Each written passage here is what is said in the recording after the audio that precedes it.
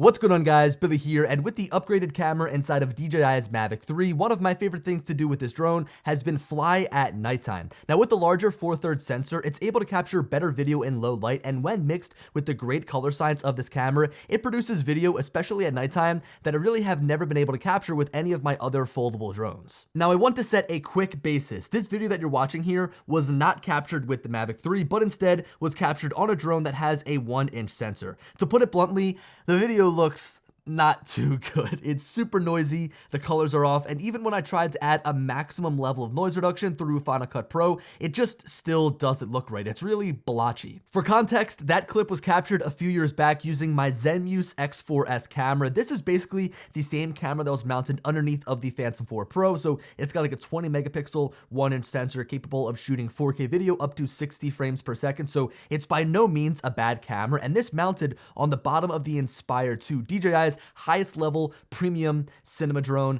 and that's what the video looked like. It's because this is, yes, a relatively older camera, but it's because the sensor is relatively smaller than a 4/3 sensor. I know a lot of you are probably wondering what the comparison looks like between low light video captured on the Mavic 2 Pro and Air 2S compared to the Mavic 3. Don't worry, that's going to be in its own separate video coming very shortly. Now, I've already shared a few clips in my full review video of some low light video captured with the Mavic 3. I also shared some examples over on Twitter and Instagram, and I've been a lot more active on a daily basis over there, so if you want to follow me, it's just at Billy Kyle on both of those platforms. Anyway, when sharing these clips, a lot of people pointed out that I was flying during the blue hour, so it wasn't pitch dark. Now, frankly, I like flying during this time the best because I think that there's more drama in the sky as the lights on the building are starting to pop through, but I understand that many of you want to see this camera pushed to its limits in a darker environment. So this go around for this video, I captured some unique clips to share with you, ranging from ISO 800 to 6400 here in Philly, although most of the shots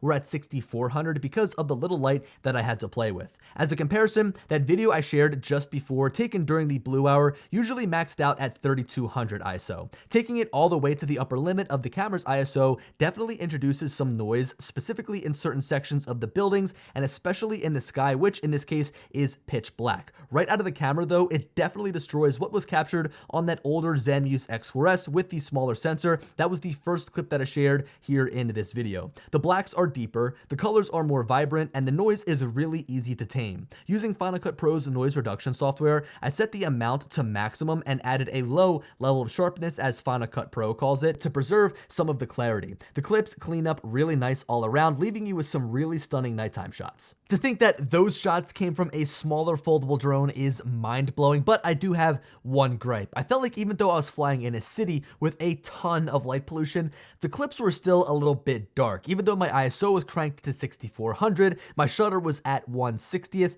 they were still a little bit dark, and that kind of leads me to wonder why they didn't make the maximum ISO range a little bit larger than topping out at 6400 because we have a larger sensor. Now, to combat that, along with adding noise reduction, I also slightly bumped the exposure through the shadows, midtones, and highlights individually, which luckily didn't add any noise back into the image. This right here is by far the best low light video that I've captured from a small foldable drone. Now, as always, I'm going to leave a Dropbox link in the description for you to download all of the clips that I shared here in this video so that you can bring them onto your own computer, view them in their uncompressed format, maybe even try to run like some noise reduction and an exposure adjustment to see if the Mavic 3 is going to fit your needs for shooting in low light, although chances are I think it probably will because this is by far the best low light shooting foldable drone that I've been able to test because of the camera, the 4/3 sensor that it has. Now, typically when shooting low light scenarios, it's not always going to be pitch black. It's not always going to be nighttime. There might be other scenarios where you're flying in a gentle dark environment where you need to pump that ISO up. Take this clip example captured in a dark wooded area after sunset. My ISO was set to 3200 to properly expose this shot. It was maybe just a little bit underexposed, but overall it looks great. There is a little bit of noise noticeable in the trees, but I honestly wouldn't even feel comfortable having attempted this shot with many other drones, let alone previous Mavic drones. Now, I saved this for the end because I knew that I had to address it. I knew that there would be questions